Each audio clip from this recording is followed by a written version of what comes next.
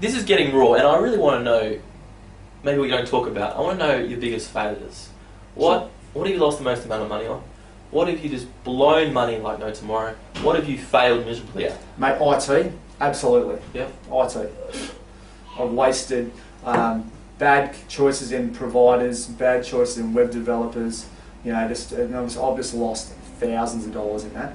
I'd even have to say in advertising as well. You know, when I say probably the more so, not so much client advertising. I mean, most of our business comes from referral anyway. Sure, yeah. But it's more so franchising advertising. Yep. You know, most of our studio growths come from we call our Grow and Go program. So people come in, we grow them as trainers, Yep. then they develop through Network and Go. But I've wasted so much money on advertising in magazines. For clients and consumers, or for franchises to actually attract franchise owners. Interesting. You know, sort of gone down a path of, you know, probably a big failure is actually trying to sell vision.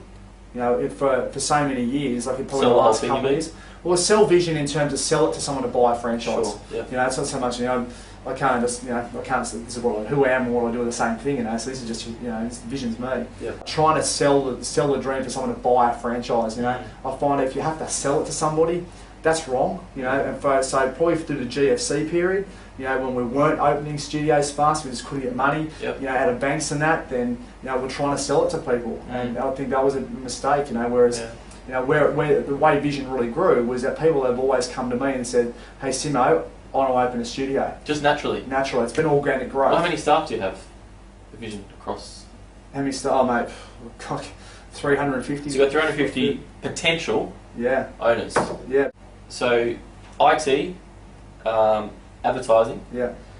Anything else? Mistakes, failures. One more. We need yeah, one more. Mate, one more. Definitely focus on the technical side of PT rather than focus on the business side of PT. So you focus on that way too much? Oh, way too much, mate. Like I focused on, okay, making sure trainers knew the functional anatomy terms, movement terms, muscle analysis, all that sort of stuff. Way too much.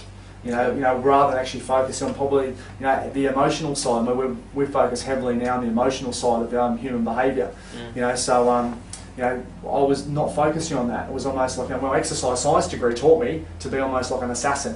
So you want to get results, well, that's run.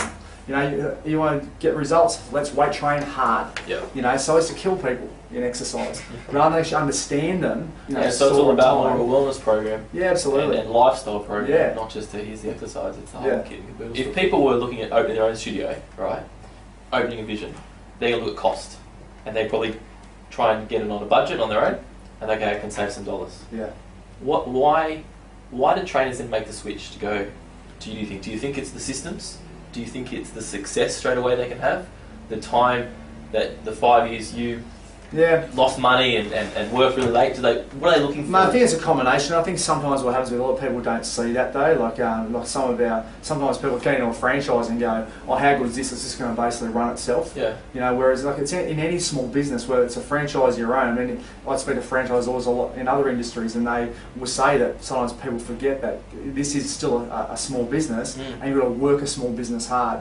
You know, so I think sometimes the you know, we've probably even gone to the road of saying, okay, you can have a business that can operate without you, and sure, it can operate without you, but it takes a lot of development of people to get it to that sort of stage. So I think people tend to sort of miss out. They, you know, even when you read books, it says, oh, you know, this entrepreneur struggled for 5 years, and then they move on to the next point. No, hang on, let's just think about that. This guy busted his butt for 5 years before he actually got there. You know, people want to easily dismiss all the hard stuff. And that's what's really interesting, because it's, yes, we're at the stage now.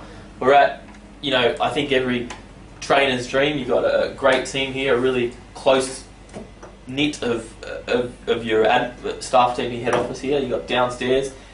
I go past every highway. There's a Vision plastered everywhere. You can't miss a thing. If there was any message out for trainers, it's just believe in that concept called delayed gratification. You know, it's not going to happen straight away. I mean, Generation Y, it's like that one now. Yeah. Generation Y not. Last question. Where is Vision going in the next sort of 5 years? What are we going to see about it? Where's Andrew's Vision going to go? Mate, I think a lot of it's going to go into the online space. I definitely think that from a marketing perspective, that's where we need to go. And from a client service point of view, like, you know, providing all the information for clients, giving them access at home, that's really important, because I mean, a client's results really come from what they do when they're not here.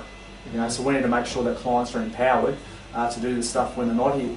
I think a lot of it's going to come back to just the education away from just the exercise. I think too many people focus way too much on exercise to be able to get results. Yep. Still, obviously, it's important that people do the regular exercise session. I'm not going to take that away at all. But actually understanding what drives people.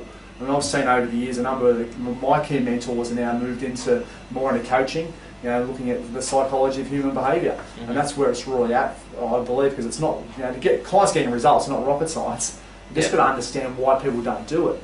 And actually then work out what motivates them to do it. And then you think having those methods is going to be the next level. Absolutely. The next 5 years what we need. Yeah, definitely. Like it, yeah, definitely. Excellent. Our goal is to definitely be national. We want to. You're in Queensland, Queensland, New South Wales, Victoria. Is that correct? That's it. Yeah. But just to establish ourselves more in Victoria, establish ourselves more in Queensland. We had all these. Probably one of the biggest mistakes was actually having these grand. We've got another mistake. Yeah, another mistake. Oh, big one. Listening to other people too much and actually not focusing on what they want for you rather than what you want for you.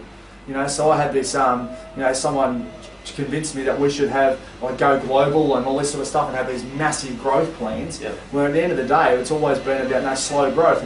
It took me, 5.5 years to get to 6 for a reason. So I wanted to make sure that all these guys got results. So really, for me, it's more about consolidation and ensuring our existing studios are really successful and really pulling up. I've made mistakes of actually probably being a little bit too liberal and free with our guys, and rather than go, no, there's a system here for a reason. You've got to make sure that people are following the system because that's what gets results. So that's what it's more about for me. In the future, really, it's just consolidation so that we get that grow and go path. Like if I don't have owners who want to help their trainers grow, then that's not good. Really, it's all about. You got passionate people. Yeah, absolutely. Passionate people want to help trainers have a long-term career, and if they're in it just for themselves, then that to me is not acceptable. Right. So really, it's going back to that core value. Excellent. I literally could be here all day talking to the great man, but we're going to have to leave it there, and maybe we'll do a part 2 or 3 later down the track. Cool. Thanks, mate. Thanks, mate.